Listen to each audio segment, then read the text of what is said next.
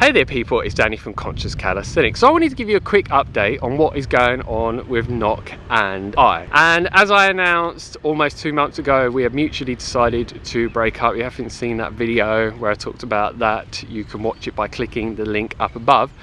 And then after that time period, about 2 or 3 weeks afterwards, I was actually going to Chiang Mai, and Nock had moved back to Pai, Thailand, and Chiang Mai is right next to Pai. And when I was going there, I contacted her and said, do you want to hang out? Because what a lot of people aren't aware of, and I'll make you quickly aware of this, you may want to know or not, but I'm going to share it with you anyway, so you're going to hear it, is when we broke up, we decided that it was best to cease all forms of contact. So blocking each other on Facebook, Instagram, and other social media platforms. The only way we could contact each other was via email. So when I knew I was going to Chiang Mai about a day before, I said, are you sure you don't want to meet up by email? And at first she wanted me to go to Pai. I said, oh, I'm not going all the way to Pai because I'm already traveling from this place to that place to that place, and it's just additional traveling time for me, and I just got a lot going on. She got to a point where she said, okay, I'll travel there whilst you're there and we can hang out and spend some quality time together, because even though we'd broken up, our friendship and connection just so good in so many ways. Yes, there were some issues that made it so we couldn't be together, and we mutually decided together just to meet up. It wasn't about us getting back together at all, which I mentioned in a past video, and we just had a really good time together. It went really well. We appreciated the time that we spent together, just had a really deep connection and just hung out and do things that we loved to do together. And then we went our separate ways, and then I moved back to Koh Phangan, Thailand. Well, came back here, which is down south, very far down south, and she's way up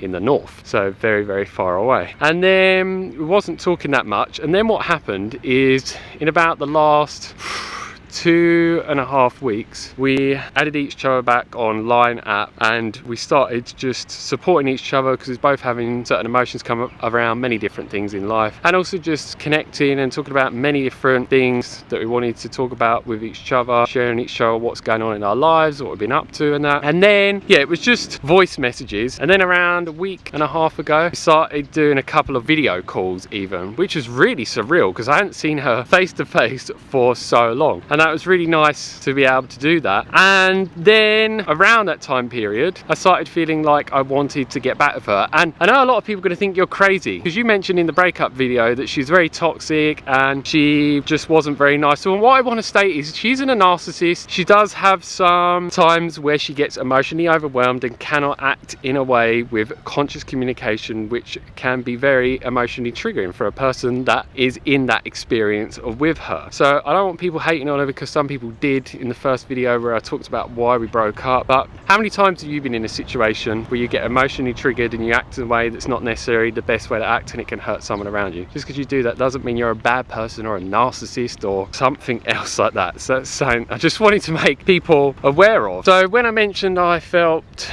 a desire to get back with her and move to Pai to be with her, she was open to it, and we started connecting way more intimately via Line, and just the way we're communicating towards each other, really emotionally supporting each other, showing each other a lot of love. And she was just acting in a way, and so was I, that it was seeming as if we was back together. We knew we wasn't back together, but we was talking about what we both felt needed to happen for me to move ahead with moving to Pai and us getting back together, and for us to feel both comfortable with it and okay with it. And it was all going really well. I was really happy with what was going on. She seemed really happy, and there was just a lot of love between us. And then what happened around 6 days ago is all of a sudden she contacted me one morning and said her heart, emotional body and everything else, and the stories that were coming up in her head. As if you don't know about stories, it's like things that we think about that may happen, that may not ever happen and hasn't happened, and it's just like all based around fears and worries and concerns and various other things. She freaked out a bit. We can't get back together. I don't want to get back together at all. And she'd been telling me she wanted babies with me. She wanted me to move back to Pai. She wanted to be with me and everything. So started feeling all that emotional connection, and then that happened, and it was like, whoa, where did this come from? I did not foresee this happening at all. And if you don't know anything about astrology, I am into astrology, but it happened around the time that we had a solar eclipse going on, which can really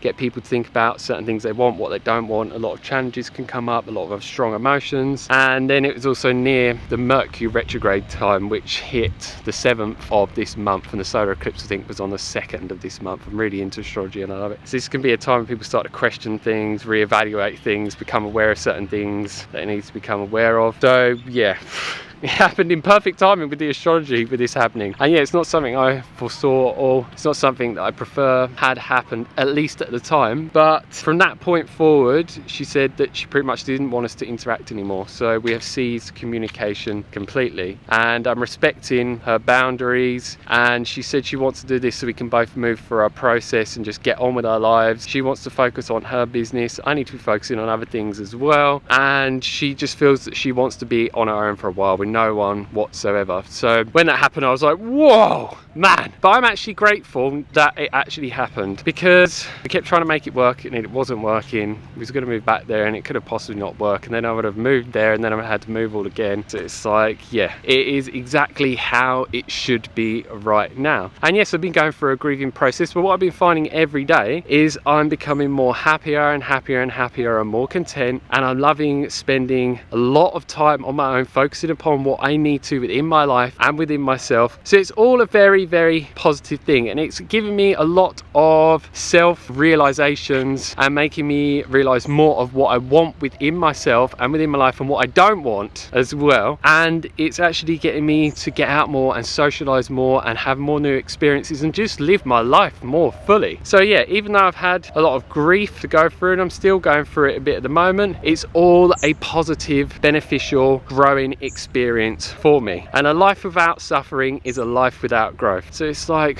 yeah, I've had these challenges, but I'm not being a victim. I'm taking them head on, not letting it keep me down, and just becoming a better version of myself and creating more of the life that I truly desire. And that's something that's always going to happen in all of our lives. There's going to be times where life is going very smoothly, and then you can have a curveball like that come along and it can hit you down and keep you down, or you can choose to get back up, try again, keep moving forward, keep pushing forward. The choice is yours. So yeah, we will just keep on going, and I do hope that in the future we will be able to communicate with each other and just be friends. That's what I found with pretty much all of my girlfriends that I've had in the last 4 years. They end up over a long period of time, once we move through what we need to, the emotional process that you go through after a breakup, that they become some of my best friends ever. And they just go into a role of a more, what I should say, compatible role within my life. Because a lot of time we can end up being intimate with someone and we're not fully compatible to be in an intimate relationship with them, and instead it would be better for them to be a friend or an acquaintance or someone that's not in our life whatsoever. So it's just finding out what role someone is going to place within your life and what they are compatible to be in your life. And yeah, one last thing I say is a lot of people, when a breakup happens, they end up not looking after themselves and really making themselves feel worse, like drinking or taking certain substances or going to bed late or just doing other certain things that are just not the most self-loving things to do. But what I do is when something intense happens in my life, like a breakup, I become even more disciplined and more self-loving, and I just make sure that I take extra special care of myself, because if I don't, I'm just going to feel absolutely awful. And I love myself enough to not go into self-destructive mode and be hating on myself, basically, which I used to do many years ago. But then I started working on myself and learning to become the best parent to myself that I needed to be, and it's just a better way to live, because most people are not doing that. And I'm telling you, it's just a life that's going to make you suffer more than you need to and create a lot of misery. So yeah, I'm going to end it there. Sorry